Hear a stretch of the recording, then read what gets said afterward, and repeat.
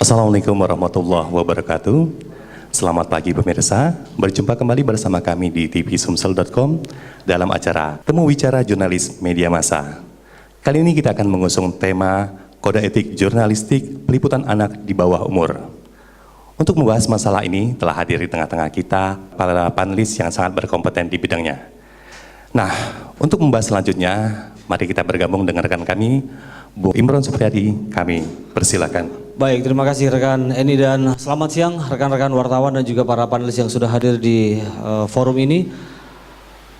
Pada siang ini kita akan membahas kode etik jurnalistik peliputan anak di bawah umur, dan untuk berbincang-bincang pada siang hari ini sudah hadir 3 panelis di forum ini. Yang pertama saya kenalkan saja, yang paling ujung itu adalah Bapak Amir Husni SH, beliau adalah sekretaris dan juga pengurus PKBI atau Perkumpulan Keluarga Berencana Indonesia Sumatera Selatan. Selamat siang Pak Amir.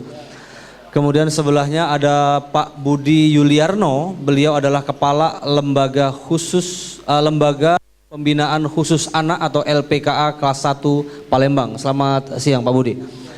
Dan di sebelahnya lagi ada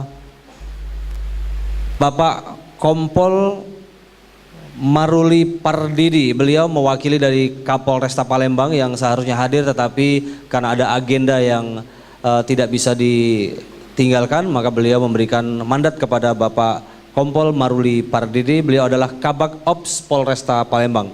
Selamat siang Bang Maruli. Baik, dan juga selamat datang kepada kawan-kawan wartawan yang sudah hadir, juga para undangan yang di forum ini sudah ikut serta dalam acara temu bicara tentang kode etik jurnalistik peliputan anak di bawah umur.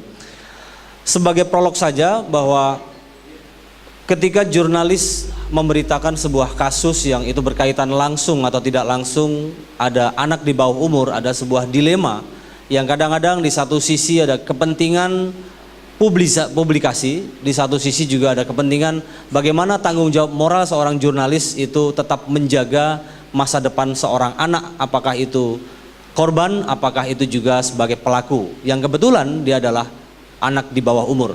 Nah, tanggung jawab moral dengan kepentingan publishing ini yang kadang-kadang menjadi dilema di lapangan, sehingga ada upaya dari lembaga wartawan kemudian membuat sebuah kode etik. Nah, tetapi dalam banyak kasus, saya tidak mengatakan semua, tapi ada beberapa kasus yang kemudian hanya gara-gara kepentingan publishing kemudian anak di bawah umur itu tidak terlindungi secara baik. Padahal kita tahu bahwa anak yang di bawah umur itu masih punya masa depan yang sangat panjang. Karena ketika seorang anak di bawah umur itu melakukan sebuah kejahatan ataukah dia sebagai korban, dia akan diketahui oleh publik, baik kerabat, handai tolan, keluarganya dan teman-temannya akan mengetahui. Dan ini sebagai tanggung jawab moral jurnalis tentu dibatasi dengan kode etik jurnalistik. Nah, untuk membahas ini masing-masing panelis perlu disampaikan juga, nanti akan ada waktu masing-masing panelis itu 30 menit.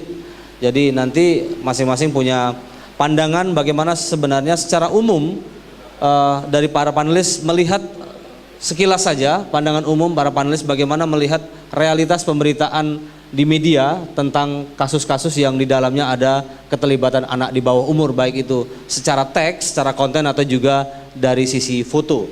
Karena di era 80 kita masih ingat foto-foto pelaku, korban itu ada diberikan blur atau dikasih tanda hitam. Nah, bagaimana sebenarnya upaya-upaya ini kita akan bahas. Saya mulai dari Pak Budi Yuliarno dulu Pak, bagaimana sebenarnya pandangan secara umum, nanti kemudian dilanjutkan upaya-upaya dari LPKA sendiri untuk membina anak-anak di dalam. Kalau dulu sebutannya anak lapas, tapi sekarang sudah ada istilah Andi, dari anak didik, lebih humanis ketimbang dulu. Nah, apa upaya-upaya dari LPKA supaya nanti ketika keluar Andi ini, anak-anak didik ini di lembaga Bapak lebih percaya diri dan tidak terdiskreditkan oleh latar belakang mereka sebagai orang-orang yang eks di lembaga Bapak. Silakan Pak Budi 30 menit. Terima kasih izin. Assalamualaikum warahmatullahi wabarakatuh. Ya. Lembaga Pembinaan Khusus Anak Palembang menjadikan institusi di bawah Direktorat Jenderal Pemasyarakatan Kementerian Hukum dan HAM sebagai wadah dalam melaksanakan tugas dan fungsinya, yaitu pembimbingan, pembinaan, pelayanan, dan perawatan anak didik. LPKA merupakan kelahiran ataupun menjadi suatu pembaruan. Dahulu masyarakat biasa menyebut, kalau pada umumnya penjara, baik itu penjara secara umum ataupun penjara secara khusus. Kalau anak biasa disebut penjara anak.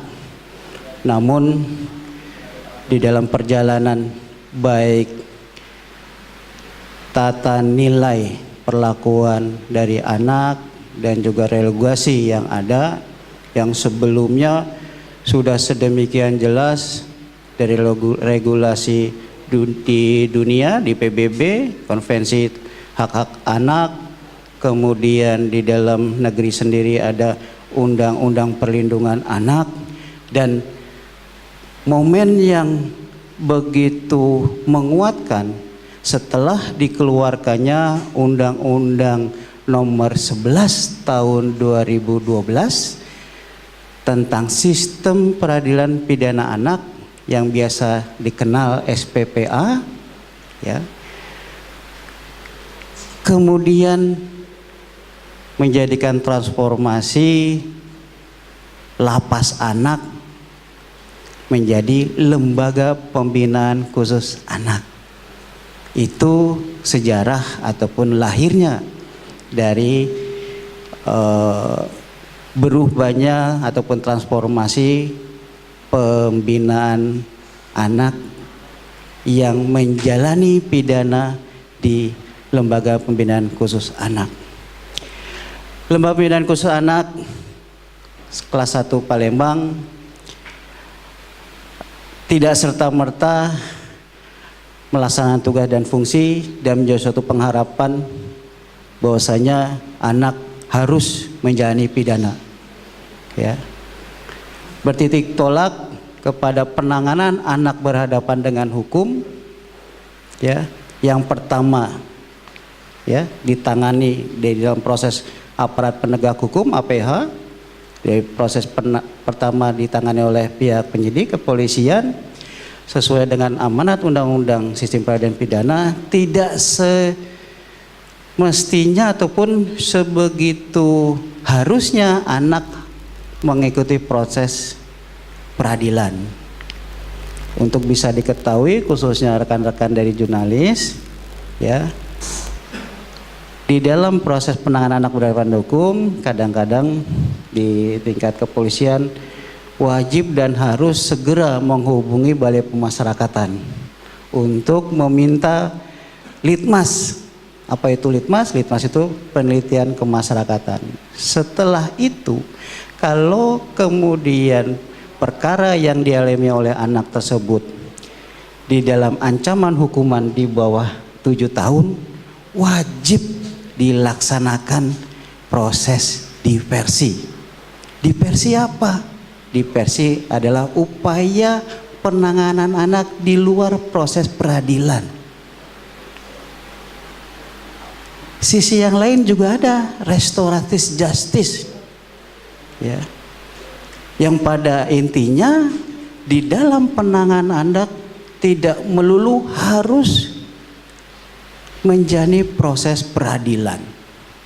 Kalaupun yang pertama dilihat dengan tindak pidana yang dilakukan oleh anak tersebut dan harus menjalani proses peradilan, di dalam sidang pengadilan hakim sesuai dengan peraturan Mahkamah Agung tidak juga melulu harus menjatuhkan pidana penjara. Pidana penjara bagi anak merupakan alternatif terakhir. Ya. Kalau di dalam KUHP, ya, ataupun KUHP itu sudah jelas pidana-pidana pokok. Yang pertama utama itu pidana penjara. Kalau di Undang-Undang Sistem Peradilan Pidana Anak pidana penjara merupakan alternatif terakhir karena masih ada pidana-pidana yang lain ataupun tindakan-tindakan yang lain yang dikhususkan untuk anak.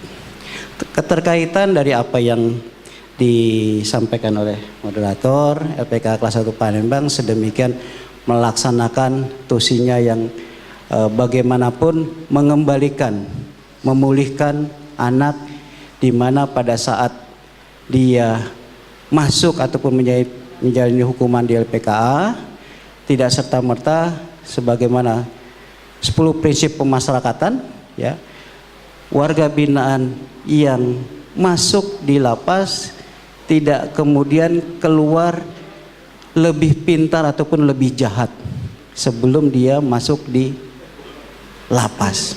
Begitu juga dengan anak. Kami berharap dari apa yang kami lakukan dengan proses pembinaan yang antara lain pembinaan kemandirian, bagaimana si anak harus mengikuti apa yang menjadi kemampuan dalam dirinya, baik itu kemampuan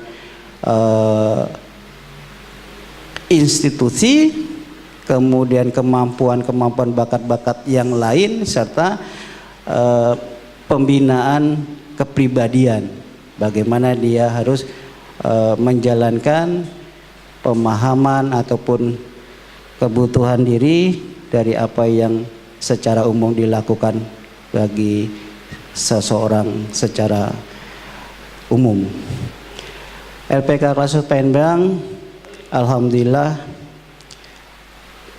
mempunyai kekuatan di dalam pendidikan kemandirian ataupun pendidikan formal. Kita ada melaksanakan tugas pendidikan formal sekolah ya, dari tingkat sekolah dasar, sekolah menengah pertama dan sekolah menengah atas yang semuanya negeri ya, filial kelas Jalu. SD itu kita filial dari SD N25, SMP-nya SMP 22, SMA-nya SMA 11. Alhamdulillah karena kerjasama juga dengan PKBI sampai sekarang sudah kurun waktu 3 tahun lebih berjalan dan sudah meluluskan banyak dari anak didik, walaupun dengan keterbatasan harus menjalani pidana, tidak serta-merta kemudian terputus ataupun berhenti melaksanakan ataupun mengikuti pendidikan bagi dirinya. Mungkin sekilas itu dulu bisa saya sampaikan. Terima kasih. Hasil yang sudah berjalan alhamdulillah, yang lainnya pula pendidikan keterampilan yang lain kami memiliki keterampilan pencaksilat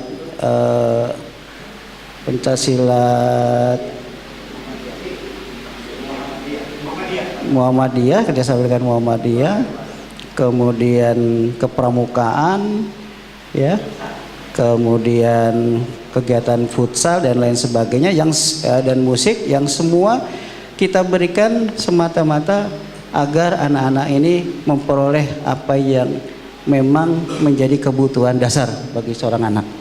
Seperti itu. Baik, terima kasih Pak Budi yang sudah memberikan paparan. Kita beralih ke Pak Amir, ini dari PKBI Perkumpulan Keluarga Berencana Indonesia. Kita bicara tentang bagaimana sebenarnya program-program PKBI ini Pak Amir untuk bersinergi atau memberikan kontribusi pemikiran kepada lembaga-lembaga seperti lembaganya Pak Budi ya di LPKA ini. Bagaimana nih Pak Amir? Silakan diberikan paparan. Baik, terima kasih. Assalamualaikum warahmatullahi wabarakatuh. Yang kami hormati Pak Budi, Kepala LPPK Kota Palembang. Yang kami hormati Pak Pardede dari Polresta Palembang. Ini teman baik kita, biasa kalau dari Kabak Bimas Pak, hampir seluruhnya kita selalu bersinergi. Pak Imron dan kawan-kawan jurnalis, ada wajah di belakang, ada Pak Fuad ini. Ternyata Pak Fuad ini selalu ini aktornya di belakang ini. Teman-teman jurnalis yang berbahagia, ada Pak Herum. Pertama saya mengenalkan diri sebentar Pak Budi, bahwa kami dari Perkumpulan Keluarga Berencana Indonesia atau PKBI Sumatera Selatan. Tapi PKBI merupakan kepanjangan tadi Perkumpulan Keluarga Berencana Indonesia. Tapi bisa disingkat juga Perkumpulan Kepala Botak Indonesia boleh. Karena kebetulan banyak juga pengurus-pengurusnya kepala botak Pak. Jadi perkumpulan kepala botak Indonesia boleh, Sumatera Selatan.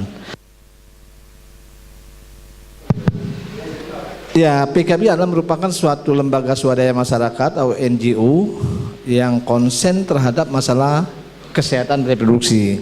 Jadi kalau bicara NGO, saya dengan Pak Imron ini sudah sejak dulu Pak Imron, sejak zaman belum reformasi Pak Imron, kita konsen terhadap hal-hal ini. Jadi kalau LSM itu belum banyak Pak, LSM itu cuma ada 3 dulu. Ada PKBI yang konsen terhadap masalah kesehatan, kemudian ada Walhi hukum, kemudian ada Walhi dengan lingkungan, kemudian dengan LBH dengan hukum pada saat itu kan. Kita bekerja dulu enak Pak. Kalau kita bekerja kantor kita di Jalan Merdeka, kita bekerja di atas, di bawah kita dijaga Pak. Dijaga oleh teman-teman kita dari Lubung Siarang waktu itu Pak. Dijaga setiap hari Pak kita kan, dijaga enak kerja. Tapi sekarang nggak dijaga lagi Pak. Jadi PKB ada beberapa program yang dilakukan. Pertama kita itu tadi kita konsen terhadap hal-hal yang sangat mereka orang tidak mau. Pertama kita di Kespro, kesehatan reproduksi. Kemudian kita juga bermain di kelompok posyandu. Kita bermain dengan ibu-ibu bagaimana posyandu ini bisa bangkit lagi. Kalau kita lihat posyandu sangat baik sekali untuk program. Nah, yang terakhir kita ada program peduli. Program peduli ini merupakan kerjasama dengan kementerian dari PMK, Pemberdayaan Manusia yang dipimpin oleh Pak Wan Marani. Nah, kita saat ini di PKB dilakukan di 11 provinsi, salah satunya di Sumatera Selatan, ada di DKI, Bengkulu dan Sumatera Selatan yang konsen terhadap hak-hak anak, tentang bagaimana AMPP anak yang mengalami permasalahan dengan hukum. Nah, salah satu yang kita lakukan yaitu bekerjasama dengan LPPKA. LPPKA ini kita sudah bekerjasama Pak Budi sejak tahun 2014, itu masih zaman Pak Painani. Jadi kita benar-benar bersinergi dengan kawan-kawan dari PPKA, kemudian ada Pak Endang yang pada akhirnya Pak Endang menjadi ikon di seluruh Indonesia Pak Budi, mendapat penghargaan dari Presiden dan sebagainya kan akibat dari dampak perubahan-perubahan yang dilakukan di LPPKA Kota Palembang. Nah, PKB hanya sebagai aktor saja, bagaimana menginisiasi, bagaimana mendorong semua pihak. Karena kalau kita berangkat daripada Undang-Undang Nomor 11 apa yang disampaikan oleh Pak Budi tadi, esensi dari Undang-Undang Nomor 11 tahun 2012 adalah bagaimana untuk mengembangkan prinsip-prinsip kepentingan terbaik bagi anak. Itu yang paling pokok kan. Nah, kalau kita bicara kepentingan terbaik bagi anak, saya setuju sekali apa yang Pak Budi tadi. Jadi banyak hal yang kita lakukan. Kita bagaimana melibatkan masyarakat, karena sesuatu kegiatan, suatu persoalan tidak akan bisa selesai oleh 1 atau 2 orang. Jadi kita harus melibatkan semua institusi. Kita mencoba mendorong kalau anak-anak butuh misalnya skillnya, bagaimana untuk masalah untuk pencak silat kita dorong. Bagaimana di kelompok pencak silat untuk bersama-sama adik-adik kita di sana. Kemudian Dikdas juga kita dorong, BKKBN juga kita dorong, Dinas Kesehatan dan sebagainya. Universitas kita ajak ke sana. Jadi PKB dalam rangka ini Pak Imran untuk sebagai aktor di belakang bermain, jadi semua orang bisa bermain. Jadi hari ini kita artinya ini tahun ketiga. Mudah-mudahan saya nanti susah saja lebih banyak diskusi, lebih banyak pertanyaan itu yang akan lebih menarik lagi. Mungkin ini sebagai pengantar dari saya. Tapi program ini sudah kita lakukan sejak 3 tahun lalu. Peran jurnalis, peran kawan-kawan wartawan itu tidak bisa dielakkan. Persoalan bagaimana kita untuk kepentingan anak yang lebih baik ke depan. Mungkin ini sebagai pengantar saja. Jadi sekali lagi saya ucapkan terima kasih. Mudah-mudahan pertemuan hari ini akan membawa berkah dan akan kebaikan lagi PPK. Dan mungkin insya Allah mungkin Pak Budi akan dihadiahi penghargaan juga di Presiden Pak Budi. Insya Allah mudah-mudahan Pak Budi kan. Terima kasih. Terima kasih Pak Amir. Kita ke Bang Kompol Maruli Pardede ini. Bicara tentang kasus anak di bawah umur kan, kepolisian mau tidak mau juga sering berhadapan dengan penanganan kasus yang di dalamnya juga ada anak-anak yang di bawah umur. Bagaimana nih dari komentar Pak Maruli? Assalamualaikum warahmatullahi wabarakatuh. Salam sejahtera untuk kita semua. Baik, jadi kalau tadi Pak Amirul itu berbicara di bagian hulu ya, yaitu bagaimana mencoba memperjuangkan upaya-upaya supaya hak-hak dari anak itu bisa terjaga, terlindungi. Sedangkan Pak Budi tadi bicara tentang di Ilir, bagaimana beliau menceritakan banyaknya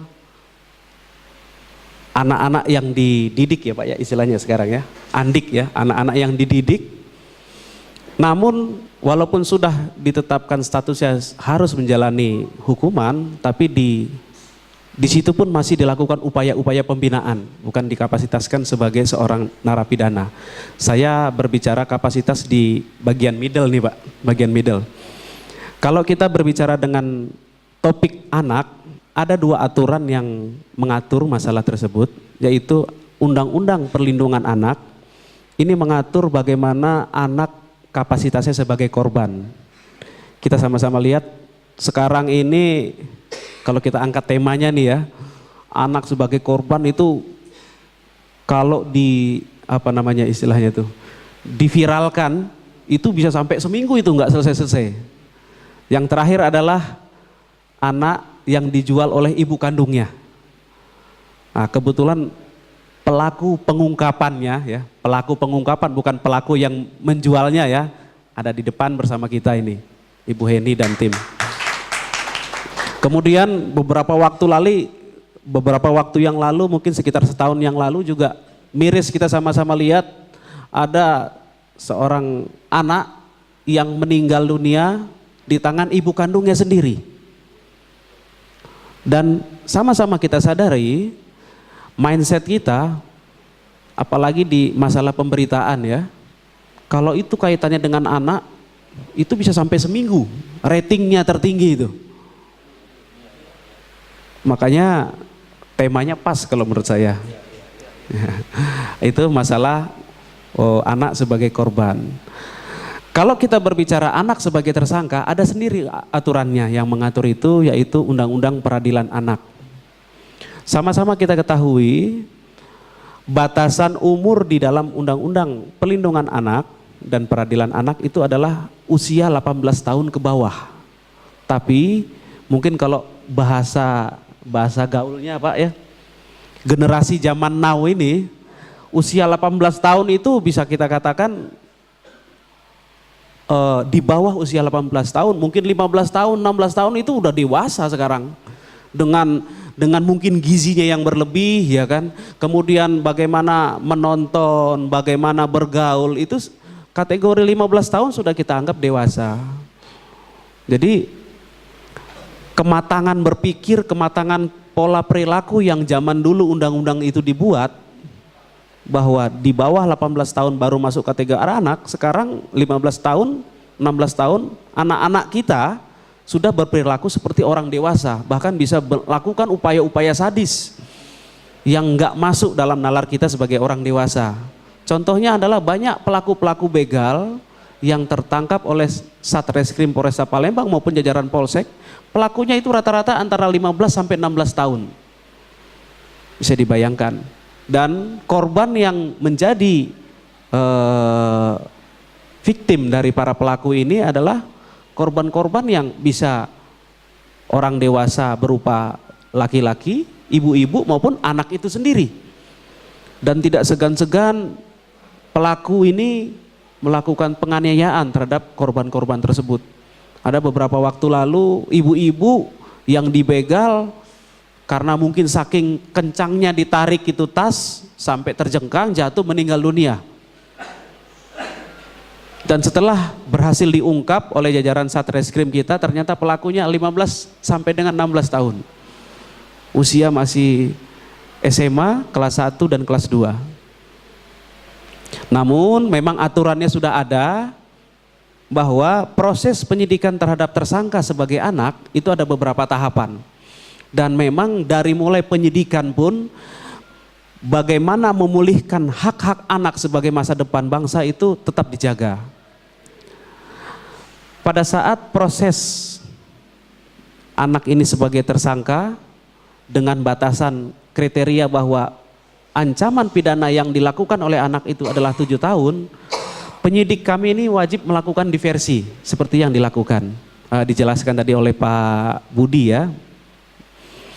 Diversi ini adalah semacam mediasi atau konsultasi yang menghadirkan dari pihak Bapas, keluarga si anak sebagai tersangka, korban, penyidik, dan pihak-pihak lain yang memang berkompeten seperti ketua lingkungan dan sebagainya.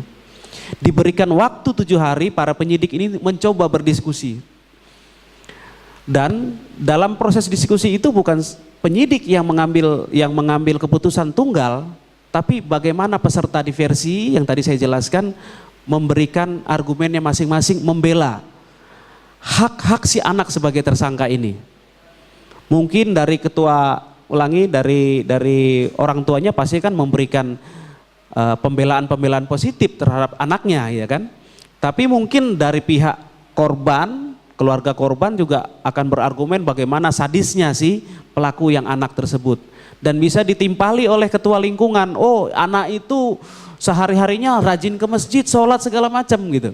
Atau mungkin memberikan tanggapan yang negatif, oh iya Pak memang anak itu apalah di kampung tuh suka bikin onar. Nah itulah proses diversi, itulah mediasi, itulah yang menjadikan nanti satu produk keputusan.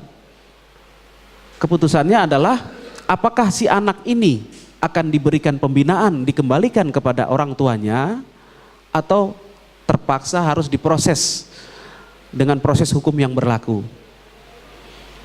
Kemudian setelah memang terpaksa, keputusannya itu harus diproses hukum sesuai dengan undang-undang yang berlaku, penyidik-penyidik dan peserta diversi ini harus membuatkan berita acara diversi yang intinya memang menjelaskan argumen-argumen tersebut. Lalu dengan terpaksa penyidik kami ini harus melakukan proses penyidikan yang prosesnya pun harus dilakukan secara cepat, tidak seperti pidana umum yang lain, melainkan ada batasan-batasan kecepatan yang harus dalam pendampingan dari pihak Bapas. Setelah ini dinyatakan lengkap oleh pihak kejaksaan, dilimpahkan oleh penyidik kami di tingkat kejaksaan. Dan berdasarkan undang-undang peradilan anak itu pun, pihak jaksa sebelum mengajukan atau menyusun tuntutannya wajib melakukan diversi terhadap anak-anak ini. Jadi dari tahap proses pertama yang dilakukan penyidik itu ternyata mentok, ya, terpaksa harus diproses lanjut, pihak jaksa pun wajib melakukan diversi. Ternyata mentok juga, terpaksa harus dilimpahkan sampai dengan tingkat pengadilan. Di tingkat pengadilan pun hakim wajib sebelum memproses sidang wajib melakukan upaya diversi. Semua itu diatur dalam undang-undang. Dan terhadap penyidik, penuntut, dan hakim, apabila tidak melaksanakan kegiatan-kegiatan tahapan tersebut, dapat diberikan sanksi pidana maupun sanksi administrasi.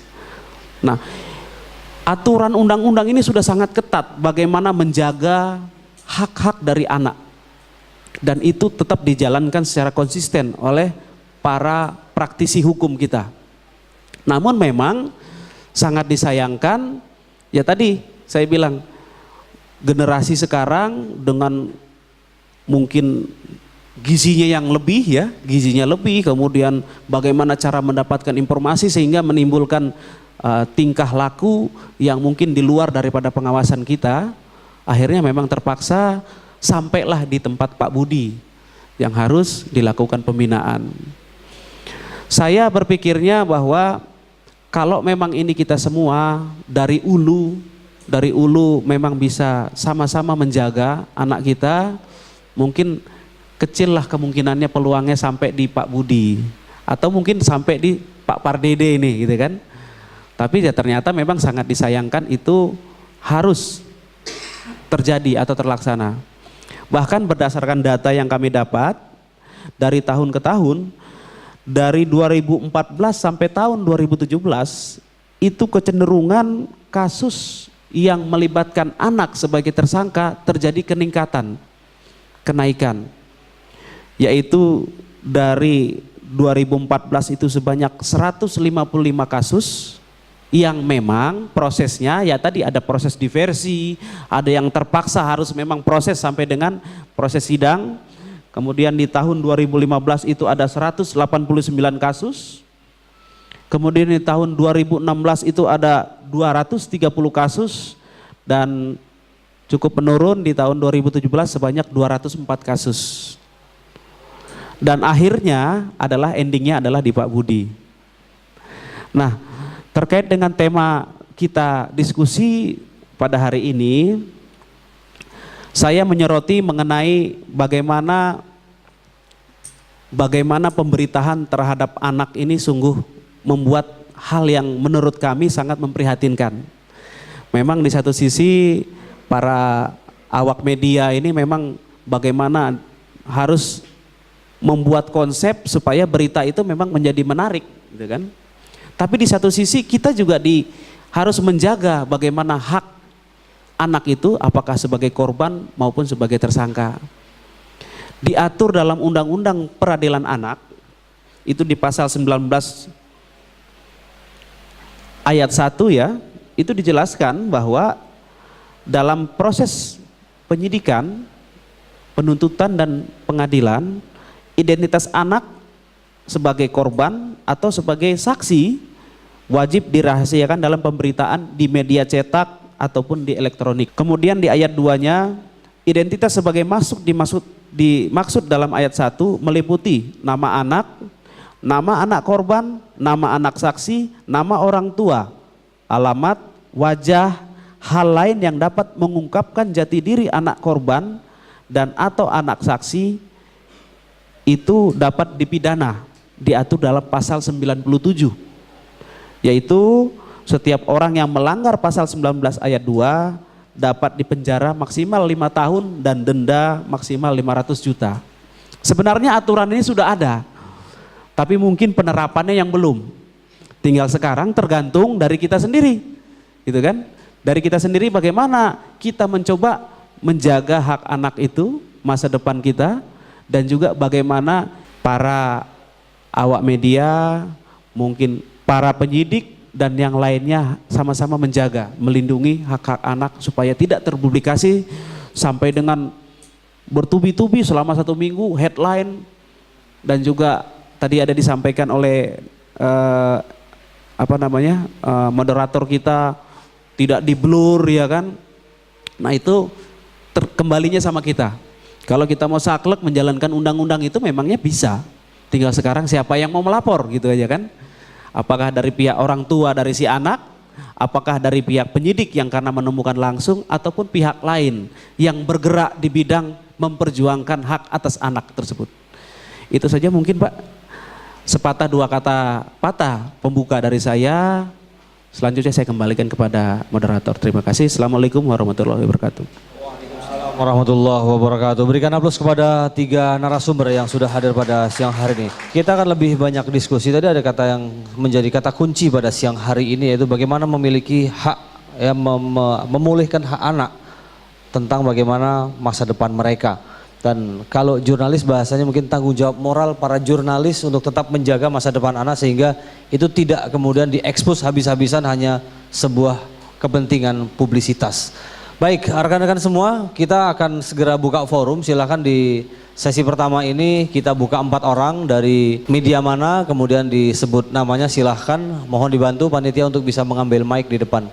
Silahkan dari sebelah kiri, oke. Assalamualaikum warahmatullahi wabarakatuh. Nama saya Muhammad Ajib dari Sumsel News. Saya sepakat apa yang dikatakan oleh Kompol Wahyu ya. Wartawan itu harus bisa menulis untuk membatasi, untuk memberikan masukan kepada tersangka anak dan kepada masyarakat yang lain. Saya sangat sepakat. Tidak semua wartawan bisa menulis seperti itu. Tidak semua, itu harus kita akui. Tidak semua. Itu hanya bisa dilakukan kalau ada satu buku yang ada wartawan, itu bisa dibaca oleh kami.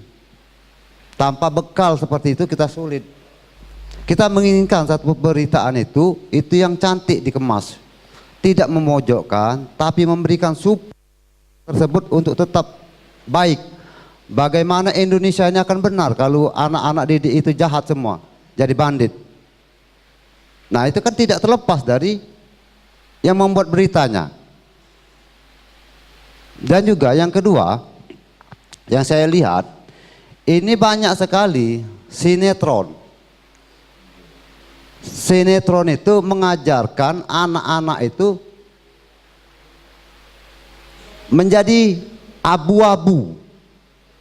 Misal, dalam satu keluarga itu ada orang tuanya terkena persoalan, itu larinya kemana? Pasti larinya ke diskotik. Pasti ke diskotik. Kenapa tidak larikan ke agama? Sinetron pun bertanggung jawab terhadap anak ini. Terus juga masyarakat pun bertanggung jawab. Di mana?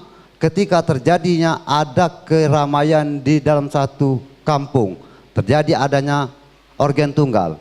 Di situ pasti ada perdagangan miras. Bertanggung jawab masyarakat terhadap anak ini. Persoalan kita kan adanya di di panca indera kita, mata, kuping, rasa. Kenapa begal-begal itu tuh banyak? Kata Bapak tadi tuh 15 sampai 16 anak harus melakukan pembunuhan terhadap yang pemilik motornya. Apa yang uang itu buat apa bagi mereka? Berapa dijual motor itu? Indikasinya itu kembali kepada rasa pingin mencicip narkoba. Itu kembalinya. Jadi ada di persoalan panca indera, mata, kuping, hidung, rasa, itu kembalinya. Nah, aku kira itu saja, Pak. Terima kasih. Baik, yang kedua silakan dari forum. Ada tanggapan yang lain? Teman-teman juga bisa berargumentasi, bisa melakukan komparasi. Ada beberapa data yang mungkin bisa di sharing di forum ini sehingga bisa kita saling isi. Tidak mesti harus bertanya saja, tidak. Silakan dari teman-teman wartawan. Ada yang mau sharing? Baik, saya hanya sedikit memberikan satu pesan dari Pak Atmakusuma dari Dewan Pers waktu itu. Zaman beliau masih di Dewan Pers itu. Apa yang dikatakan oleh Pak Maruli Pardede tadi betul, bahwa jurnalis selama ini banyak dengan istilah-istilah misalnya dengan bunga, ya. Ternyata bunga, mawar, ternyata itu sudah menjadi nama orang. Nah, sehingga pesan Pak Atma waktu itu, Pak Atmakusuma bilang, kalau misalnya itu korban, apakah laki-laki atau perempuan, apakah dia seorang laki-laki perempuan di bawah umur, maka sebaiknya ditulis saja korban perkosaan itu adalah salah satu anak perempuan berumur sekian bertempat tinggal di Palembang. Selesai. Jadi pesan Pak Atma itu bicara tentang tanggung jawab moral seorang jurnalis. Kenapa? Argumentasi Pak Atma ketika itu, kenapa tidak pakai inisial? Inisial juga masih bisa dicari. Pakai inisial ternyata di belakang masih pakai alamat, RT, orang tua, ya sama aja gitu kan. Nah, alangkah bagusnya korban adalah anak perempuan berumur sekian, misalnya 7 tahun, bertempat tinggal di Palembang. Perempuan umur 7 tahun di Palembang itu banyak, jadi dibuat bias. Ini adalah bagian dari upaya menjaga tanggung jawab moral kita terhadap seorang anak, masa depan dia masih panjang. Itu bicara soal konten. Nah, itu berargumentasi Pak Atma waktu itu bahwa zaman-zaman itu mungkin belum ngetren nama bunga, Pak ya. Bunga, mawar, ya kan, itu bukan nama sebenarnya. Ternyata sekarang sudah muncul namanya Bunga Citra Lestari, ya kan, atau Mawarni Indah Sari misalnya, mawar. Jadi ada sebuah padanan-padanan kata yang menurut jurnalis kadang-kadang tidak mengarah kepada sebuah nama, tetapi ternyata itu justru ada nama-nama yang merasa tersinggung walaupun dia tidak menjadi korban atau tidak menjadi pelaku. Nah, kemudian saya mengutip lagi juga dari Pak Atma, bahkan nama inisial juga membahayakan. Perguruan tinggi atau mungkin juga itu lembaga sekolah tempat dia mengikuti lembaga pendidikan, kemudian juga alamat, nama orang tua, namanya disamarkan Pak, tapi nama orang tuanya disebut, akhirnya terlacak juga akhirnya. Nah, ini yang kemudian pesan Pak Atma, jangan jurnalis itu mengejar akurasi berita, ya kan, mengejar kecepatan berita juga, tetapi justru mengabaikan ada nilai-nilai tanggung jawab moral yang menjadi tugas besar dari seorang jurnalis. Ini saya sampaikan kepada tugas jurnalis. Jadi ketika itu kita juga sejak tahun 96 juga berhadapan dengan sejumlah kasus. Saya kalau bersinergi dengan Pak Amir, kita sejak tahun 98, Kak Amir ya. Ya, jadi saya juga di OWA Indonesia ketika itu organisasi wanita dan anak. Jadi bicara tentang gambar juga Pak. Ini gambar seharusnya memang diblur kalau bicara soal kode etik. Tetapi sekarang faktanya banyak sekali foto-foto yang kadang-kadang diupload, mohon maaf itu di medsos, itu tidak sedikit yang kemudian memang itu betul fakta bahwa wartawan menulis fakta itu iya, tetapi tidak semua fakta harus diberitakan sedemikian rupa dengan apa yang terlihat, karena tidak semua orang kemudian suka dengan seperti itu, apalagi kita juga dibatasi oleh kode etik. Tapi saya mungkin juga nanti menjawab dari Pak Najib dari Sumsel News, minta tanggapan dari 3 panelis ya, dari Kak Amir, juga Pak Budi, juga Pak Bang Pardede. Silakan, saya mulai dari Pak Amir. Silakan Pak Amir. Terima kasih Pak Najib. Jadi betul, saya sepakat sekali dengan Pak Najib. Artinya kalau kita bicara persoalan anak ini sangat besar sekali kan. Artinya tidak bisa dilakukan oleh semua pihak. Artinya peran keluarga itu sangat menentukan Pak Najib. Jadi peran keluarga itu menjadi pondasi awal. Jadi bagaimana sebelum anak itu lempar ke luar itu di peran keluarga itu menjadi penting. Di dalam keluarga ini kan sesuai dengan kebutuhan masing-masing. Artinya bagaimana agamanya, bagaimana imannya dan sebagainya. Artinya dia bisa peran bapaknya, ibunya, neneknya, kakaknya dan adik dan sebagainya. Tapi dengan keadaan sekarang ini karena kesibukan masing-masing, bapaknya kadang-kadang rapat sampai jam 4 fajar kadang-kadang. Kadang-kadang kan pagi-pagi pulang fajar barangkali kan, mudah-mudahan dia rapat betul kan. Nah ibunya kadang-kadang sibuk oleh dengan urusan-urusan arisan sana, arisan sini, arisan sana dan sebagainya, sehingga anak menjadi liar. Apalagi polisi Pak Pardede, siang dia kerja, apalagi reses, fajar dia nangkap sana nangkap sini, lupa dengan anak kan, anak udah bangun barangkali kan, artinya kesibukan masing-masing. Oleh karena itu artinya bagaimana kita membagi waktu itu sesuai dengan fungsi masing-masing. Artinya dengan waktu yang kesibukan zaman sekarang, kata istilah Pak Bade, zaman now tadi, bagaimana kita memaksimalkan waktu yang kita miliki. Katakanlah kalau seorang polisi, kalau dia bekerja jam 4, jam 8 sampai jam 4 sore, bagaimana dia menyisikan waktu semaksimal mungkin untuk keluarganya di jam-jam yang seperti itu. Jadi saya setuju sekali Pak, jadi artinya peran paling pokok ada peran keluarga. Kalau Pak Dede mengatakan kalau peran keluarga ini sudah maksimal dan sudah maka tidak ada lagi tugas dari Pak Budi, tidak ada lagi tugas Pak Pardede. Mungkin dia ibu yang sersi di depan ini dia hari-hari dia di Transmart saja kan, tidak perlu di Polresta lagi dia kan, saking amannya Pak Pardede. Mungkin itu Pak Najib. Jadi terima kasih, saya setuju dengan Pak Najib. Pak Najib ya, tadi yang sudah disampaikan oleh Pak Epni ya, Pak Pane, itu prinsipnya memang kalau kita sadari seorang anak itu tumbuh kembang itu utamanya pertama di keluarga Pak. Saya kurang lebih 30 tahun bertugas, bukan saja di LPKA, pernah juga di lapas yang usia dewasa, kemudian juga alhamdulillah pernah di Rubasan ngurusi barang sitaan, kemudian juga di Balai Pemasyarakatan, dan alhamdulillah sekarang di LPKA yang menjadi satu kekhususan anak-anak. Kalau anak-anak ini sudah jelas Pak, sudah jelas, ini maksudnya itu kita melakukan suatu pendekatan, ya, melakukan pendekatan, bagaimana kemudian dia menceritakan, ya, secara umum Pak, bisa saya sampaikan dalam forum ini, faktor keluarga sebagai permasalahan utama bagi seorang anak melakukan tindak pidana. Dan itu saya yakinnya tertuang di dalam litmas. Mohon izin ya Bu ya, mungkin bisa dilihat seperti itu.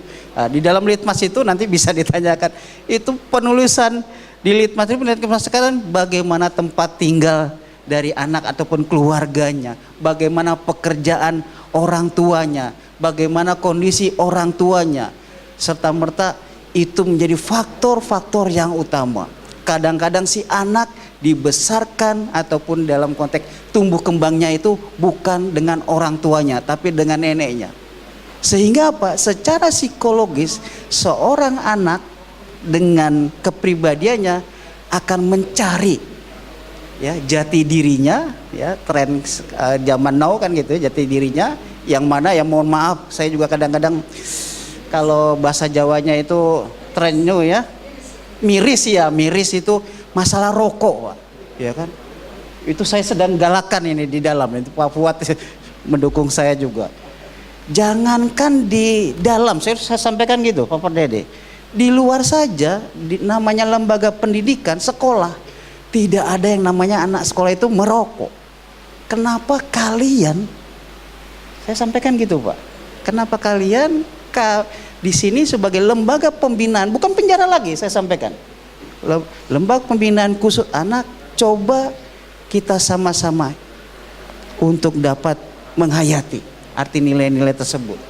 Ya, saya sampaikan terima kasih. Walaupun memang tidak semudah ataupun sebagai mana membalikan telapak tangan lah seperti itu, sebagai proses. Kita sebagai proses.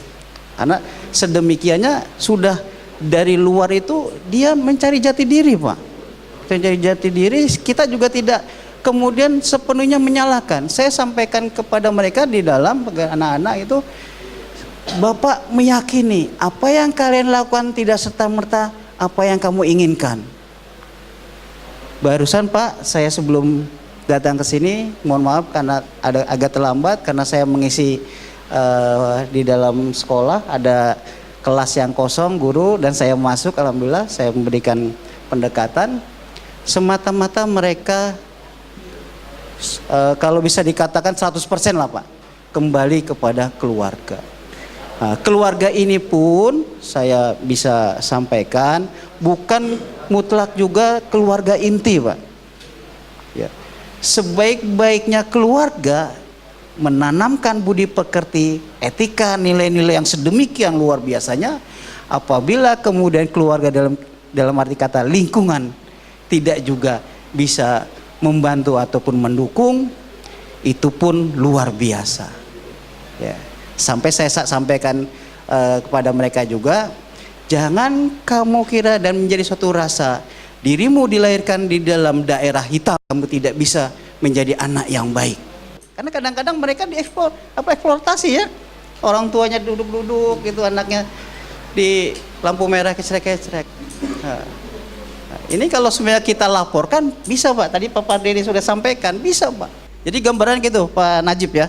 Sudah sedemikian kompleksnya memang kita menghadapi permasalahan anak ini, tapi bagaimanapun kalau kita bergandengan tangan dalam arti kata ya peduli lah Pak, ya peduli, mudah-mudahan membuat diri kita ataupun keluarga kita senantiasa menjadi keberkahan lah sebagai nilainya seperti itu. Terima kasih. Baik, saya coba menanggapi dari Pak Najib Sumsel News ya Pak ya. Jadi saya mengamini Pak apa yang disampaikan oleh Pak Amir dan Pak Budi, bahwa peran dari keluarga sangat penting dalam rangka menjaga tumbuh kembang anak, supaya anak ini yang pertama tidak menjadi tersangka perannya ya, ataupun anak ini terlindungi sehingga tidak menjadi korban. Tapi saya tambahkan sedikit bahwa tidak hanya keluarga yang ikatannya keluarga inti ataupun keluarga besar, tapi perlu juga pengawasan dari masyarakat sekitar, termasuk kita Pak, termasuk kita. Jadi saya coba kilas balik ke belakang, ada beberapa kejadian yang pada waktu itu kita mencoba dibilang menangkap, mungkin lebih diperhalus, menertibkan ya, menertibkan pelaku tawuran. Jadi memang pada waktu itu kita dapatkan barang bukti itu yang ngeri-ngeri Pak, ada celurit. Ya kalau cap garpu mungkin biasa di sini, ini celurit Pak, parang, samurai segala macam. Yang saya melihatnya pun miris. Dan orang-orang yang kita tertibkan ini, yang kita amankan adalah ya itu tadi, anak-anak tanggung, masih sekolah, ada yang masih SMP bahkan. Memang badannya agak bongsor dan ikut-ikutan dengan yang lainnya. Pada waktu itu upaya kami adalah melakukan pembinaan. Kita panggil orang tuanya supaya datang malam itu, sampai datangnya itu subuh, sampai lengkap full semuanya. Pada waktu baru datang, ada salah satu orang tua si anak ini komplain gitu loh, Pak kenapa anak saya ditangkap, dia anak-anak baik-baik kok gitu, dia tadi pamit sama saya itu mau ke masjid, dia pakai sarung Pak. Terus kami tampilkan si anak ini ke orang tuanya, nah ini anak ibu bukan? Ya betul. Sekarang pakaian sarung apa enggak? Rupanya enggak. Loh kemana sarung nak segala macam. Jadi rupanya sarung yang dia pamitan sama orang tuanya berangkat dari rumah itu sarungnya dimasukkan ke dalam jok. Kemudian di dalam joknya ini adalah celana yang memang setelan anak muda sekarang mungkin ya robek-robek itu Pak. Robek-robek gembel itu dikeluar dipakai. Jadi orang tua sendiri tanpa bantuan dari masyarakat, pengawasannya tidak akan bisa nempel 24 jam mengawasi kan.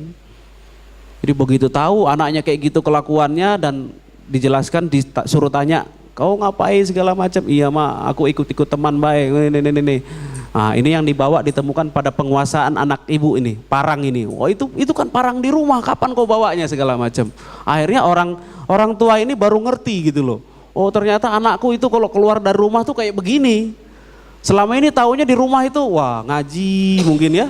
Kalau disuruh mungkin ada yang istilahnya masih disuapin lah. Makannya pun masih disuapin. Tapi memang kejadian seperti itu terjadi. Bahwa yang kita kira anak kita itu di rumah tampaknya adalah sopan, santun, nurut sama orang tua. Pokoknya anak rumahan lah, yang baik-baik lah. Tapi begitu keluar, dia bisa berubah. Bergabung sama komunitasnya, bisa berubah 180 derajat, bahkan melakukan pidana. Nah, ini adalah satu fenomena yang harus kita pikirkan sama-sama, harus kita sama-sama pecahkan. Perannya tadi Pak, seperti yang disampaikan oleh Pak Amir, Pak Budi, bahwa memang keluarga punya peran penting, tapi harus ditambah juga dengan peran lingkungan sekitar, masyarakat sekitar, termasuk kita. Harus punya tanggung jawab untuk bagaimana menegur. Kalau ada anak-anak yang nongkrong-nongkrong di situ masih anak tanggung sudah belajar-belajar nerokok, ya kan? Ya kita harus open. Harus opennya gimana? Woi, kau ngapain sini? Bubar. Minimal dengan kita arahkan untuk bubar, mereka pindah tempat. Tapi di sana bubar lagi, males mereka keluar. Nah, seperti itu. Jadi kita yang bikin gerah mereka, peran aktif kita lah untuk bikin mereka tidak betah untuk nongkrong-nongkrong sama komunitasnya yang nanti mungkin berbuat hal-hal yang nggak benar, supaya kita arahkan pulang. Karena kita sebagai orang tua mungkin kapasitasnya tidak bisa ngawasi anak kita selama 24 jam. Nah itu. Jadi saya mengajak yang ada di sini termasuk tanggung jawab nih. Termasuk tanggung jawab bagaimana kita open, kita peduli sama anak-anak generasi masa mendatang ini. Kalau halnya dia berbuat nggak benar, yang tadi yang dibilang Pak Budi di perempatan itu, kita mungkin biasanya cuek aja gitu kan, atau bahkan mungkin ada yang ngasih sedekah. Tapi padahal kita perlu tanggung jawab terhadap itu, kita harus tegur itu. Kau ngapain di sini? Bubar sana, bubar. Ada yang nongkrong-nongkrong mungkin kalau malam minggu itu Pak, wah sepanjang jalan Demang Lebar Daun, jalan apa itu Jenderal Sudirman itu Pak, kalau sudah jam 2 nongkrong situ. Nah bapak-bapak dan ibu inilah yang rutin itu bubar-bubarin mereka, tapi kan ya nggak mungkin terbatas ini kan mereka Pak. Jadi masyarakat juga harusnya peduli untuk bagaimana ngelihat anak-anak nongkrong jam 2 subuh ngapain gitu kan, ya suruh bubar.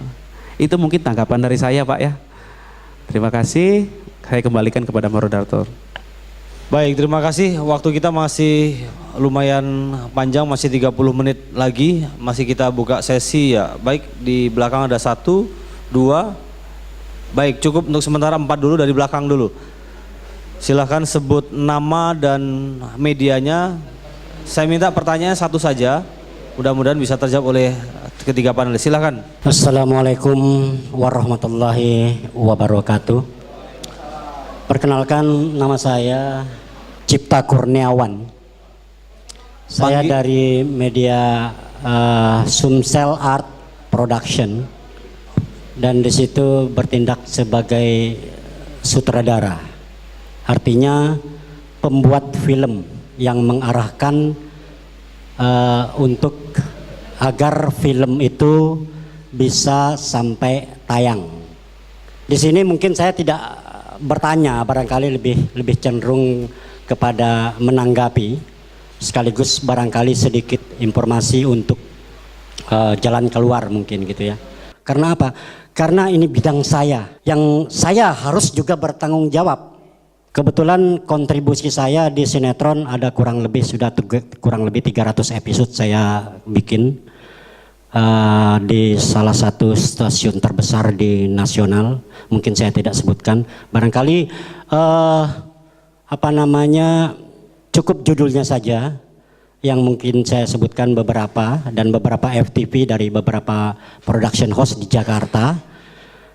Saya sudah memproduksi kurang lebih 250 episode yang berjudul Dendam Nyipelet, itu bikinan saya asli. Dan Kamandaka ada 26 episode kalau tidak salah. Kemudian FTV dangdut, FTV musikal, dan FTV anak juga termasuk dari beberapa production house yang ada di Jakarta. Baru 3-4 tahun yang lalu saya pulang ke Palembang ke dusun, balik kampung ceritanya. Menanggapi sinetron itu harus bertanggung jawab, betul sekali. Tapi ketika kita akan mengurai ini, itu sangat memerlukan kompleksitas sekali persoalannya. Sangat kompleksitas menurut saya. Karena kenapa? Pembuatan sinetron katakanlah atau film layar lebar yang ada di Indonesia ini, khususnya di Jakarta, itu ya banyak sih yang tersangkut, mulai dari produser, ya kan. Ada juga pendampingan orang tua dalam hal mengajak anak menonton pada jamnya yang tepat untuk anak-anak, untuk khusus hiburan untuk anak atau pendidikan gitu kan. Nah, ketika jam 12 malam biasanya sudah tayangannya agak lebih sedikit dewasa. Nah, kalau anak masih menonton berarti kan kesalahan pada pendidikan keluarga juga. Itu satu. Kembali kepada produser. Produser katakanlah itu memiliki dana, kalau yang kolosal, dulu saya bikin kolosal itu kurang lebih 150 juta per episode dan berdurasi 1 jam. Kalau yang kolosal seperti itu. Nah, sementara tuntutan produser ini agar cepat cepat tayang, karena agar segera mendapat keuntungan tentu saja, tidak salah juga. Nah, ini kita sebagai kreator jelas akan mengalami kendala, sehingga apa? Efek-efeknya sangat panjang dan banyak. Kenapa saya katakan kompleksitas? Ya, akhirnya yang terjadi cuman astrada. Apa itu astrada? Asal terang gambar ada. Ya kalau kita berkacamata ke Broadway sana agak jauh tentu saja. Ya, di sana 1 episode saja lepas, film-film dihasilkan di sana itu 3 tahun bikinnya. Titanic itu 3 tahun bikinnya. Dan dananya berapa miliar sudah nggak terhitung. Tapi hasilnya. Tapi kondisi di Indonesia nggak bisa. Untuk sekarang ini paling tidak. Nggak tahu kalau udah 100 tahun yang akan datang. Mungkin kita sudah nggak ada. Mudah-mudahan itu bisa. Nah, kemudian lagi menanggapi abang kita yang bicara masalah sinetron bertanggung jawab. Memang betul. Mulai dari ada 3 idiom. Praproduksi, produksi ketika syuting, dan pasca produksi. Nah, setelah melewati 3 tahapan ini ada yang namanya BSF, Badan Sensor Film. Nah, saya ragu dengan ini. Karena kenapa? Oh, sudah kejar tayang kok, nanti malam mau ditayangin. Nyetor sih nyetor ke BSF, tapi malamnya udah tayang. Entah keputusannya bagaimana, entah dilihat, entah ditonton atau tidak. Bagaimana isi dari sinetron ini, dari tayangan ini. Mulai dari praproduksi pun menulis skenario, menulis cerita. Sampai skenario itu, cerita itu diopropel oleh seorang supervisi naskah. Itu sudah supervisi katanya. Begitu kita lihat di lapangan, harus kita lagi tim kreator yang merevisi. Kenapa? Tidak sesuai dengan keadaan. Ya termasuk anak-anak tadi. Tim kreatif itu yang merevisi secara dadakan. Sementara kalau sekarang ini sinetron ya cukup 2 hari jadi. Maunya produser 3 hari maksimal jadi durasi 1 jam. Bagaimana mungkin bisa? Ya itu tadi astrada, asal terang gambar ada. Jadi mari kita bekerja sama untuk memaksimalkan semaksimal mungkin. Mari kita mendidik anak-anak kita sebaik-baiknya. Tidak tentu saja para ulama terlibat dan semua yang terkait. Wabillahi taufik wal hidayah. Wassalamualaikum warahmatullahi wabarakatuh. Waalaikumsalam warahmatullahi wabarakatuh. Berikutnya. Ya, silakan. Perkenalkan Pak, nama saya Selvi dari online Pena Sumatera. Ibu Silvi? Ya, Ya. Dari media mana? Pena Sumatera. Pena Sumatera. Silakan. Seperti yang kita ketahui, baik korban maupun pelaku yang menyangkut anak tidak diungkapkan jati diri. Tapi kami kepingin tahu bagaimana jika anak tersebut pernah mengalami kekerasan, baik itu asusila maupun penganiayaan orang tua atau tetangga. Pengobatannya seperti apa dan pendampingannya untuk pelaku di Bapas di rumah tahanan itu seperti apa, sehingga tidak akan menjadi lebih parah. Itu yang pertama, Pak. Yang kedua, untuk pelaku kejahatan anak di bawah umur yang seperti yang kita ketahui, pelaku-pelaku begal, curanmor atau sebagainya yang sudah divonis di rumah tahanan, itu pengawasan seperti apa? Sekarang kebanyakan yang sudah keluar itu bakal timbul lagi, yang lebih parah bahkan. Itu pengawasan yang di lapas di rumah tahanan itu seperti apa? Apakah ada tindakan-tindakan atau yang bikin membuat jerah selama di rumah tahanan? Apakah ada tindakan seperti itu? Cukup Ibu? Oke, terima kasih Pak. Baik, terima kasih. Lanjut. Ya, silakan di sebelah kiri. Sebutkan nama dan medianya. Assalamualaikum warahmatullahi wabarakatuh. Nama saya Iwan Saputra Pak dari Radar Indonesia. Baik. Tadi kita sudah membahas tentang penerapan kode etik tentang perlindungan anak. Ada dari peran serta keluarga dan juga dari lingkungan. Nah, namun yang perlu saya katakan di sini, kita ini semuanya sudah menjadi wartawan semua, Pak. Kalau wartawan mungkin dengan sosialisasi pelatihan kode etik ini kita semua paham. Tapi semua sekarang itu di masyarakat sudah menjadi wartawan. Sering kami dapatin informasi ini dari media sosial. Contoh, kami selalu dapat informasi untuk sebuah berita itu bukan dari sumber beritanya, tapi dari media sosial. Pengaruh dari Facebook, Twitter, Instagram, itu biasanya lebih duluan memviralkan sebuah bahan ya. Nah, artinya menurut saya untuk melindungi hak anak ini tak hanya dari wartawan, keluarga, ataupun lingkungan. Tapi bagaimana caranya dimasukkan dalam sebuah program pemerintah yang didanai oleh APBD atau anggaran, mensosialisasikan ini ke masyarakat tentang bahayanya media sosial untuk melindungi hak-hak anak itu. Kita nggak munafik, Pak. Hampir semua headline berita itu lebih duluan dapat informasinya dari medsos. Nah, hal ini yang biasanya lebih duluan viral daripada pemberitaan kita. Oke, mungkin itu aja. Ya, satu lagi. Silakan. Irfan dari Sumsel Daily. Iya, oke. Irfan dari Sumsel Daily, Pak. Ya. Ya, saya mau bertanya langsung ke LPK. Jadi kayak gini, Pak. Saya pernah wawancara langsung sama adik-adik yang di dalam itu tentang kasusnya itu masuk ke dalam ruang pembinaan itu apa gitu kan. Kekerasan biasanya. Tapi begitu saya wawancara sama adik-adik yang dalam itu ngobrol, ternyata ditemukan mereka ini punya potensi yang lebih daripada kasusnya sendiri kayak gitu. Seperti mereka mengerti IT kayak gitu kan. Jadi saya tanya pada saat itu, setelah keluar dari sini pengen jadi apa lagi nanti? Pengen lanjut sekolah atau gimana? Begitu jawabannya cuma satu, saya mau jadi hacker. Bahkan saya ada salah satu dari anak dalam pembinaan itu mungkin sampai sekarang, katanya bulan 4 dia mau keluar katanya. Itu mengerti carding,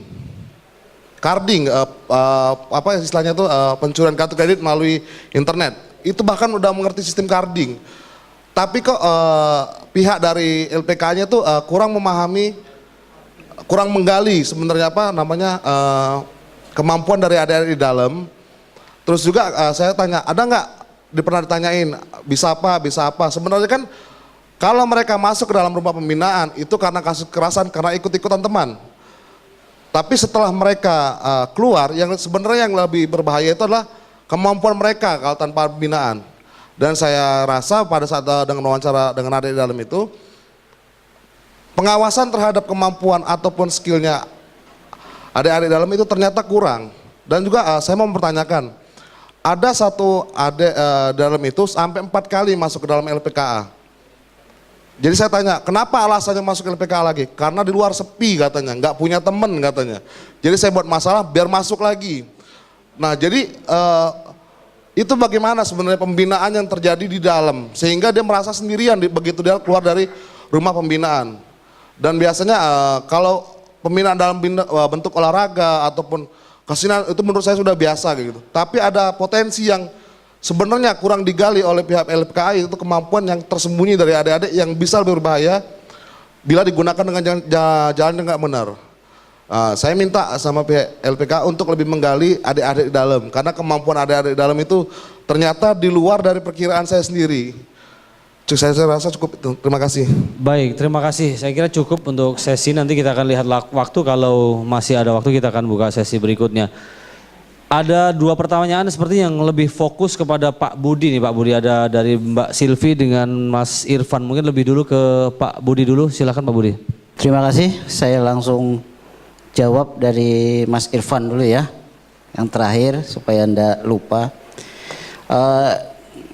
Mas Irfan, memang tadi dari awal sudah saya sampaikan bagaimana dinamikanya melaksanakan tugas fungsi pembinaan, ya kan? Pembinaan, pembimbingan, perawatan dan pelayanan bagi anak didik selama dia menjalani pidana. Ya. Mundur ke belakang, berjalannya tugas fungsi dari institusi lembaga pembinaan khusus anak ini terpulang dari 3 unsur: petugas, ya institusi, kemudian anak didik itu sendiri, dan masyarakat. Kalau kemudian tadi Mas Irfan sampaikan atau menjadi suatu temuan demikian, secara teori dan sistem itu kita sudah jalani Pak. Ya, kita sudah jalani, Irfan. Namun demikian tidaklah menjadi suatu kekuatan ataupun optimalisasi kami juga. Ya.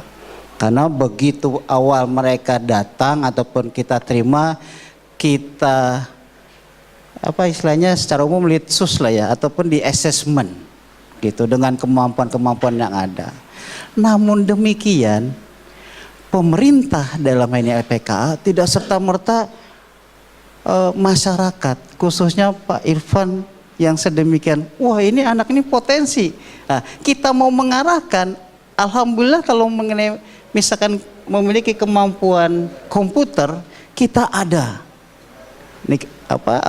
sarana tersebut. Yang mana di dalam pemakaian ataupun operasional juga ada suatu program-program menyangkut pembinaan itu sendiri. Nah, kembali di dalam pelaksanaan program-program ataupun pelaksanaan kegiatan tersebut berpulang dengan keterbatasan ataupun ketersediaan kemampuan kami. Iya kan? Kami selaku petugas bukan sebagai ahli komputer, Pak. Kan begitu. Kami petugas bukan seorang kiai. Kami petugas bukan seorang polisi.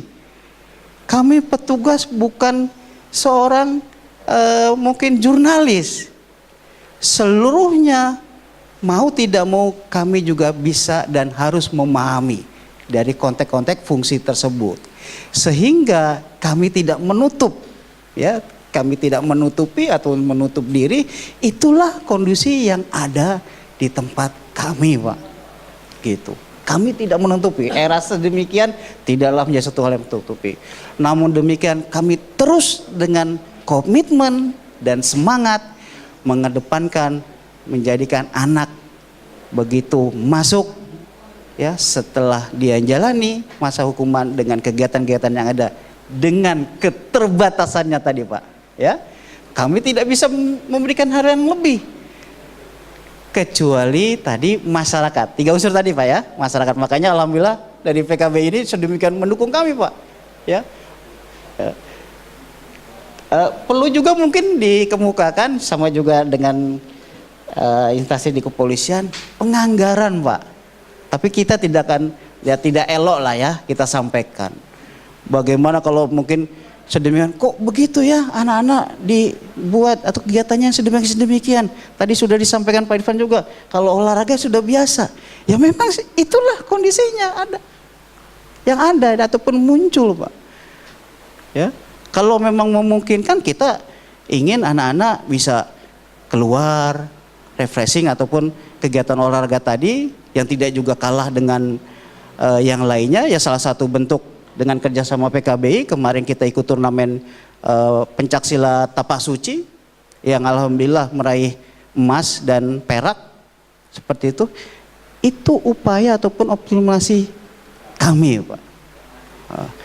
Dari kondisi yang ada yang tadi disampaikan oleh Pak Irfan, kami berterima kasih apabila hal-hal yang demikian ataupun informasi-informasi yang ada kami diberitahu ataupun disampaikan kepada kami untuk dapat memang secara spesifik ini memiliki kemampuan dan kita bisa secara khusus pula kami tidak bisa memberikan bimbingan ataupun program-program pembinaan kegiatan-kegiatan yang ada di dalam itu secara personal Pak gitu. Oh ini kemampuannya gini, oh khusus satu, oh ini enggak. Itulah tadi bagaimanapun keberhasilan ataupun capaian dalam pelaksanaan pembimbingan pendidikan yang diperoleh oleh anak didik, capaian ataupun unsur yang harus berjalan 3 Pak. Sekali lagi alhamdulillah ya Pak dari PKB ini selalu mendukung itu Pak. Dan menyangkut masalah residipis sebetulnya jawabannya sudah ada tadi ya, sudah disampaikan. Kenapa tadi Pak Irfan? Kalau di luar nggak punya kesepian, ya itu peran kembali tadi, peran kepada keluarga, lingkungan, gitu. Kami kemarin juga sempat bicara-bicara ya dengan PKBI bagaimana salah satunya contoh begini, seorang anak yang diberikan kesempatan melaksanakan program reintegrasi sosial, cuti bersyarat ataupun pembebasan bersyarat, tidak serta-merta begitu keluar dia kita berikan surat lepasnya untuk melaksanakan program tersebut, cuti bersyarat atau pembebasan bersyarat, tidak serta-merta begitu saja kita lepas. Kita hantarkan ke rumah orang tuanya, ya bekerja sama dengan PKB sekali lagi, ya bersama dengan PKB kita hantarkan ke rumahnya, kita sampaikan bagaimana maksud tujuan mengikuti program cuti bersyarat ataupun pembebasan bersyarat. Karena secara konsekuensi hukum, kalau kemudian selama menjalani cuti bersyarat atau pembebasan bersyarat anak tersebut mengulangi tindak pidana, konsekuensinya harus menjalani sisa hukuman yang belum selesai. Nah, inilah peran serta kita bersama untuk anak setidak-tidaknya Pak bisa memahami dan menyadari, ya bisa memahami dan menyadari sebaik-baiknya di dalam LPKA ataupun lapas Pak, ya dengan begitu adanya mungkin makan dan lain-lain sebagainya dengan kegiatan-kegiatan yang luar biasa tadi seperti Pak Irfan sampaikan, mungkin kan lebih menjadi pilihan mereka bisa kumpul dengan keluarga Pak. Baru saja tadi di kelas saya bincang-bincang demikian. Nah, inilah suatu bentuk, jangankan anak Pak ya, menoleh bergeser sedikit pada saya tugas di lain tempat, yang koruptor Pak, ini supaya menarik juga, yang koruptor, ya kita enggak bisa menutupi ya, bagaimana di kamar yang sedemikian, mereka ingin cepat pulang juga Pak. Seperti itu, kan demikian. Jadi alternatif dalam pemahamannya, bagaimanapun ini kondisinya, dia tetap ingin kembali ke dalam keluarganya, orang tuanya. Kemudian Bu Silvi, perlakuan Bu kurang lebih demikian tadi yang sudah saya sampaikan. Itulah optimalisasi kami untuk memberikan kegiatan-kegiatan yang di dalam, gitu. Memang Pak, benar. Jangankan masyarakat melihat, alah udah biasalah main futsal. Kemudian apa lagi Pak Irfan? Pencaksilat, voli gitu. Kalaupun kami mampu, anak-anak, khususnya anak-anak Pak, kita mau ajak berenang, dan alhamdulillah sebetulnya kami pun demikian Pak. Yang sebelum-sebelumnya dari laporan yang ada, kegiatan kami pernah kita lakukan berikut kerjasama tadi Pak. Kita ngajak anak-anak untuk kegiatan berenang di luar Pak. Seperti itu.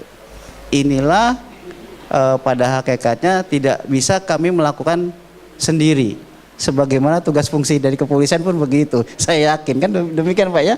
Perlunya peran serta masyarakat untuk dapat menginformasikan. Demikian. Ya Bu Selvi, Pak Irfan, terima kasih. Ke Pak Amir, menyambung dari Pak Budi tadi. Kalau saya mengutip dari apa yang dipertanyakan oleh Mbak Silvi tadi, ada satu pointer yang memang menjadi sebuah tanggung jawab moral lembaga di luar LPKA nih Pak Amir.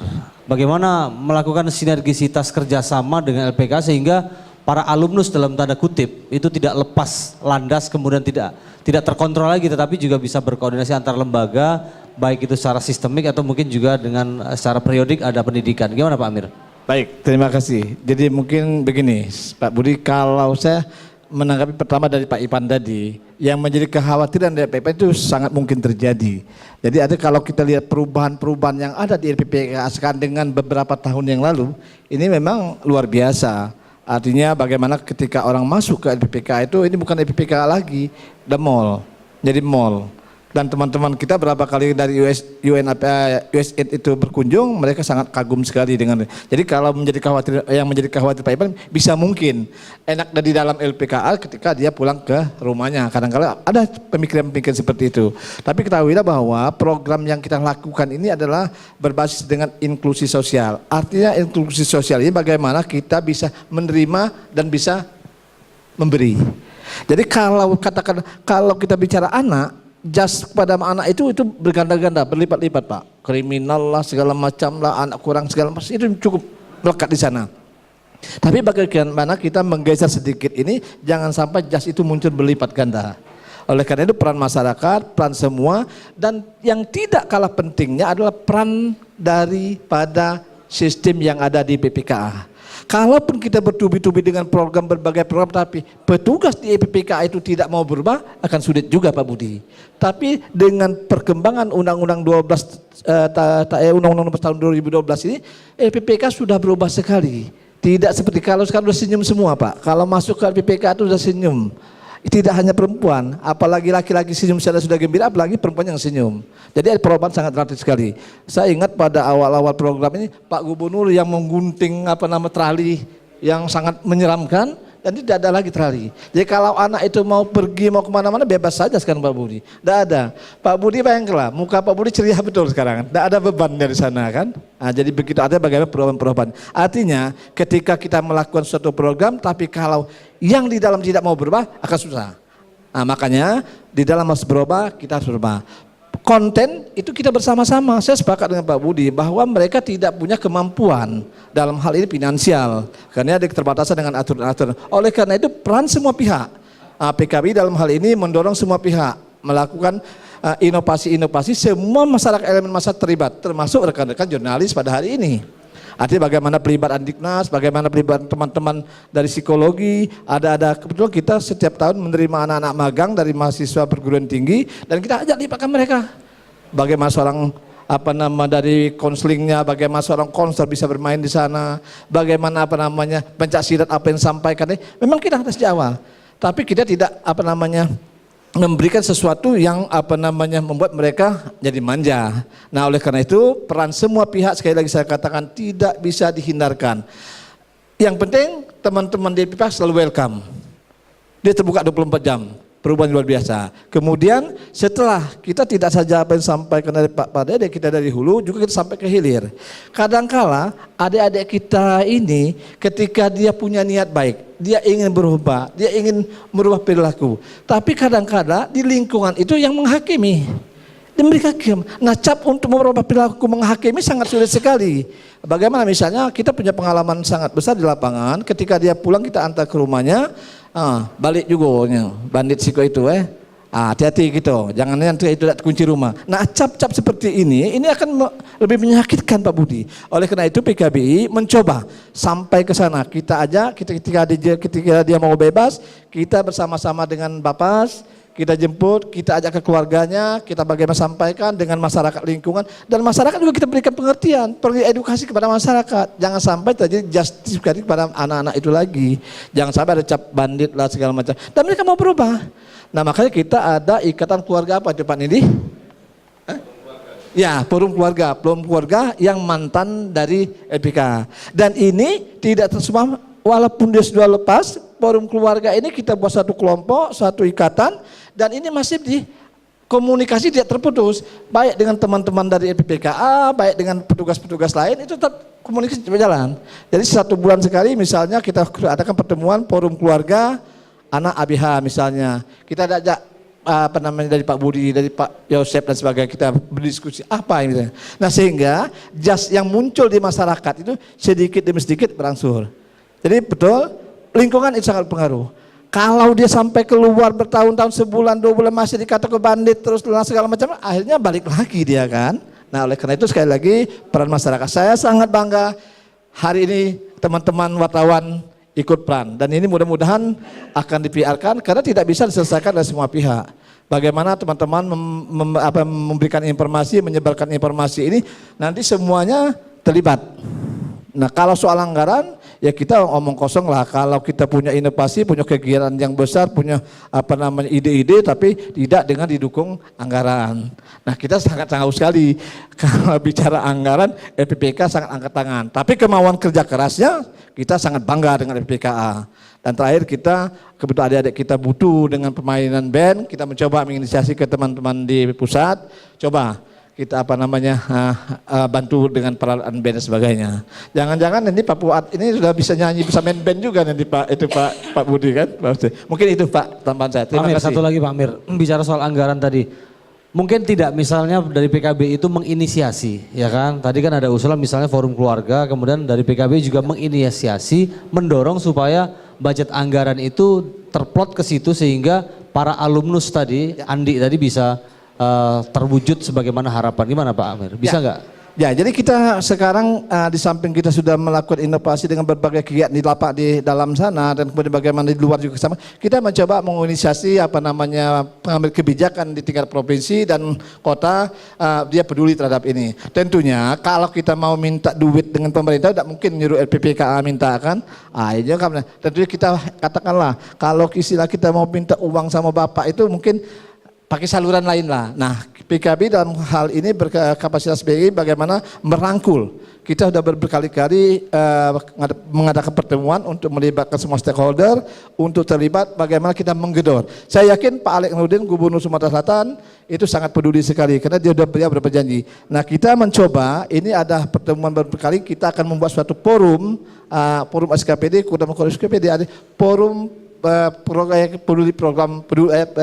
program peduli. Jadi akan melibatkan semua pihak. Jadi ada Diknasnya, ada dinas sosialnya, ada Bapedanya, kemudian ada yang menginisiasi kita sama Kemdumham. Tapi kita tidak akan menjadi leading sektornya, bukan leading atau menjadi tampil di muka. Kita hanya menginisiasi saja. Bagaimana mendorong menggerakkan ini, kita PKI bersama dengan Kemenkumham ini berupaya untuk terbentuknya seperti yang saat ini yang ada di Bengkulu. Di Bengkulu sudah terbentuk loh Pak forum itu. Nah PKI Sumsel akan mencoba itu, yang pada saatnya nanti kita dorong yang menjadi semacam koordinatornya katakanlah atau ketua itu adalah kalau nanti wartawan bersedia sangat bersyukur. Tapi kita mendorong teman-teman kita dari Biro Perlindungan Anak ya. PPA Sumatera Selatan. Jadi kita mencoba itu bagaimana kita menggedor untuk pemerintah peduli terhadap ini. Sekali lagi saya katakan, kalau program apapun juga Pak Dede punya ilmu yang sangat tinggi segala macam, punya kemampuan, punya segala, ya IT-nya bagus, tapi tidak didukung dengan dana, susah bergerak Pak Dede. Kalau kita mau makan siang saja susah Pak, gimana mau bergerak Pak? Jadi sekali lagi kita akan berupaya itu, mudah-mudahan 2018 akan tercapai. Tentunya yang halu-halunya kita, LPPK dia pasif saja menunggu kucuran itu. Mudah-mudahan nanti pengambil kebijakan kita, ya saya yakin dia sangat peduli itu. Terima kasih. Baik, terima kasih. Bang Maruli sekaligus closing statement nih. Baik, saya coba nanggapi mungkin secara umum ya. Sebelum kesini saya pernah ke LPKA kita dan memang tampilan LPKA kelas 1 Palembang sekarang ini sungguh jauh berubah. Kalau dulu kesannya angker lah istilahnya bisa dibilang begitu kan. Untuk LPKA nih ya. Dan kalaupun memang ada kekurangan-kekurangan ya itu perlu proses dan harapan kita akan lebih baik. Namun yang perlu dicermati sekarang proses ini sedang berjalan menuju yang lebih baik. Nah itu yang kedua, saya mungkin sedikit mengangkat permasalahan yang tadi bahwa ada pertanyaan atau mungkin statement bahwa kita semua ini adalah wartawan, kemudian terkadang wartawan ini mendapatkan dari medsos ya. Kalau menurut saya sih kalau berita yang baik itu bisa menampilkan narasumbernya dengan jelas dan berkompeten. Kalaupun memang ada berita yang seperti itu, nah ini peluru ini ada di kita nih para jurnalis ini. Apakah kita akan melindungi, konsisten melindungi hak-hak anak dengan memblurkan, menyamarkan atau mungkin menghilangkan sedikit ketidakjelasan itu? Ya, atau apakah kita akan tampilkan secara vulgar sehingga anak yang akan kita beritakan itu akan suram masa depannya? Nah, jadi saya kembalikan kepada bapak-bapak semua, gimana komitmennya, bapak-bapak dan ibu ya di sini. Jadi kalau pembelaan seperti itu menurut saya ya kembalinya ke ego masing-masing nih kan. Ini kan wadah ini diskusi ini intinya kita jadi kata sepakat. Ajakan penuh dari pihak penyelenggara bagaimana supaya komitmen kita sama-sama menjaga masa depan anak ini keluar dari sini memang sama-sama gitu loh. Jadi bukan mencari siapa yang benar yang salah, tapi kita bentuk komitmen. Saya yakin dan percaya rekan-rekan semua termasuk saya pribadi dan bapak-bapak narasumber yang lain bahwa makna atau manfaat dari acara ini adalah kita semua-semua memang dengan semangat baru, memang dengan fungsi dan tugasnya masing-masing kita komitmen menjaga bahwa masa depan anak bisa kita lindungi dari secara pribadi maupun secara tugas fungsi kita masing-masing. Itu saja mungkin. Baik Pak Budi untuk closing statement, pesan kepada wartawan dan untuk kita semua terhadap anak kita. Ya, terima kasih. Pastinya Lembaga Pembinaan Khusus Anak tidaklah bisa sendiri berjalan tanpa dukungan yang lebih besar. Saya pastikan masyarakat ini bukan hanya orang tua dari anak itu sendiri, cukup luas, lingkungan, kemudian alhamdulillah rekan-rekan dari jurnalis untuk bisa mensupport, untuk bisa memotivasi dengan pemberitaan-pemberitaan yang bisa menjadikan apa yang mereka sudah lakukan, apa yang sudah mereka jalani dengan ketentuan ataupun sistem yang ada di LPKA, sehingga masyarakat yang tadi sudah disampaikan oleh Pak Pane tidak serta-merta masih mencap, ya, masih menjadi perhatian yang tidak baik dari anak yang sudah menjalani pidana ataupun hukumannya di LPK. Itu saja, terima kasih. Wassalamualaikum warahmatullahi wabarakatuh. Waalaikumsalam. Pak Amir, terakhir Pak Amir. Baik, terima kasih. Mungkin saya singkat saja. Saya mengajak teman-teman, termasuk kawan-kawan jurnalis pada hari ini, bagaimana kita mendukung program untuk anak ini yang mengedepankan prinsip-prinsip kepentingan yang terbaik bagi anak. Terima kasih. Baik, terima kasih pada tiga panelis. Berikan aplaus kepada tiga panelis. Anak adalah anugerah Tuhan yang sangat besar. Dia adalah harus dijaga. Tentu saja orang dewasa bukan hanya sebatas melahirkan tetapi juga bertanggung jawab terhadap masa depan anak-anak bangsa ke depan. Dan untuk mempertanggungjawab ini bukan hanya LPKA, bukan hanya TNI, bukan hanya pihak kepolisian tetapi juga jurnalis, media massa secara personal atau secara kelembagaan juga bertanggung jawab untuk membangun anak-anak bangsa lebih berkarakter, bermartabat, menuju Indonesia Jaya.